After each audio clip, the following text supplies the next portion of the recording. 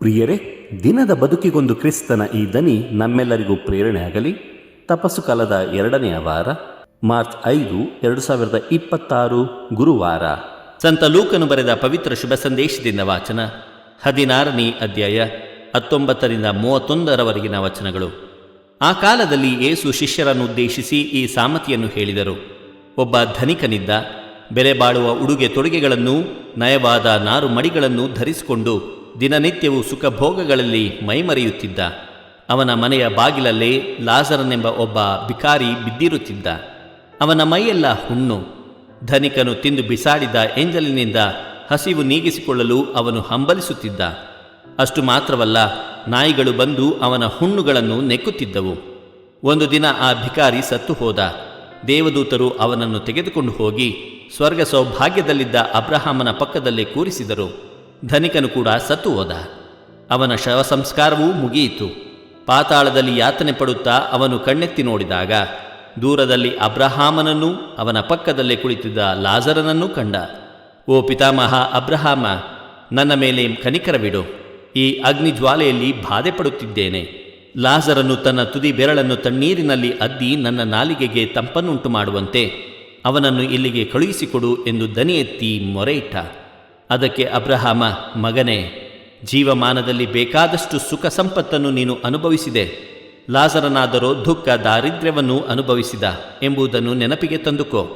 ಆದರೆ ಈಗ ಅವನು ಇಲ್ಲಿ ಸುಖಪಡುತ್ತಿದ್ದಾನೆ, ನೀನು ಅಲ್ಲಿ ಸಂಕಟಪಡುತ್ತಿರುವೆ. ಅಷ್ಟೇ ಮಾತ್ರವಲ್ಲ, ನಮಗೂ ನಿಮಗೂ ನಡುವೆ ಅಗಾಧ ಪ್ರಪಾತವು ಚಾಚಿದೆ. ಆದ ಕಾರಣ ಈ ಕಡೆಯಿಂದ ನಿಮ್ಮ ಬಳಿಗೆ ಬರಬೇಕೆಂದಿದ್ದರೂ ಬರಲಾಗದು, ಆ ಕಡೆಯಿಂದ ನಮ್ಮ ಬಳಿಗೆ ದಾಟಿ ಬರಲೂ ಸಾಧ್ಯವಿಲ್ಲ ಎಂದ. ಆಗ ಆ ಧನಿಕ, ಪಿತಾಮಹ ಅಬ್ರಹಾಮ, ಲಾಜರನನ್ನು ನನ್ನ ತಂದೆಯ ಮನೆಗಾದರೂ ಕಳುಹಿಸು. ನನಗೆ 5 ಸೋದರರಿದ್ದಾರೆ. ಅವರೂ ಈ ಯಾತನಾ ಸ್ಥಳಕ್ಕೆ ಬಾರದಂತೆ ಇವನು ಹೋಗಿ ಎಚ್ಚರಿಕೆ ಕೊಡಲಿ ಎಂದು ಬೇಡಿಕೊಂಡ. ಅದಕ್ಕೆ ಅಬ್ರಹಾಮ, ಅವರಿಗೆ ಎಚ್ಚರಿಕೆ ಕೊಡಲು ಮೋಶೆ ಮತ್ತು ಪ್ರವಾದಿಗಳ ಗ್ರಂಥಗಳಿವೆ, ಅವುಗಳಿಗೆ ಕಿವಿಗೊಡಲಿ ಎಂದು ಉತ್ತರ ಕೊಟ್ಟ. ಇಲ್ಲ ಪಿತಾಮಹ ಅಬ್ರಹಾಮ, ಸತ್ತವರ ಕಡೆಯಿಂದ ಒಬ್ಬನು ಅವರ ಬಳಿಗೆ ಹೋದರೆ ಅವರು ಪಾಪಕ್ಕೆ ವಿಮುಖರಾಗುವರು ಎಂದು ಧನಿಕನು ಮತ್ತೆ ಕೇಳಿಕೊಂಡ. ಅದಕ್ಕೆ ಅಬ್ರಹಾಮನು, ಮೋಶೆಗೂ ಪ್ರವಾದಿಗಳಿಗೂ ಅವರು ಕಿವಿಗೊಡದಿದ್ದರೆ ಸತ್ತವನು ಜೀವಂತನಾಗಿ ಎದ್ದು ಬಂದರೂ ಅವರು ನಂಬುವುದಿಲ್ಲ ಎಂದ. ಪ್ರಭುವಿನ ಶುಭ ಸಂದೇಶ. ಕ್ರಿಸ್ತರೇ ನಿಮಗೆ ಸ್ತುತಿ ಸಲ್ಲಲಿ. ಚಿಂತನೆ.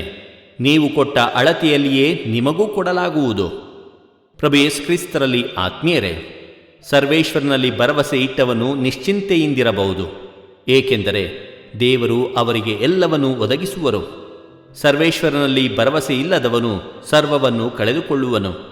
ಲಾಜರ್ ಸರ್ವೇಶ್ವರನಲ್ಲಿ ಭರವಸೆ ಇಟ್ಟಿದ್ದ, ಲೌಕಿಕವಾಗಿ ನಿರ್ಭಾಗ್ಯನಾಗಿದ್ದ, ಸತ್ತಾಗ ಪರಮಾನಂದವನ್ನು ಅನುಭವಿಸಿದ.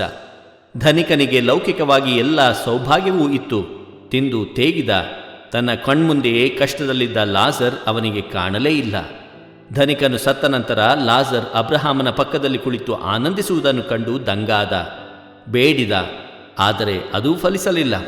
ಕಾರಣ, ಈ ಲೋಕದಲ್ಲಿ ಅವನೆಂದೂ ಲಾಜರನ ಸಂತೋಷಕ್ಕೆ ಕಾರಣವಾಗಲಿಲ್ಲ. ನೀವು ಕೊಟ್ಟ ಅಳತೆಯಲ್ಲಿಯೇ ನಿಮಗೂ ಕೊಡಲಾಗುವುದು ಎಂಬ ಸತ್ಯವನ್ನು ಮರೆತು ಸ್ವಾರ್ಥದಲ್ಲಿ ಮುಳುಗಿ ಹೋಗಿದ್ದ. ಈಗ ಹನಿ ನೀರಿಲ್ಲದೆ ತವಕಿಸುತ್ತಿದ್ದಾನೆ. ದೇವರು ನಮ್ಮೆಲ್ಲರನ್ನು ಆಶೀರ್ವದಿಸಲಿ. ಇದು ಧನಿ ಮಾಧ್ಯಮ ಮನೆ ಕೊಡುಗೆ.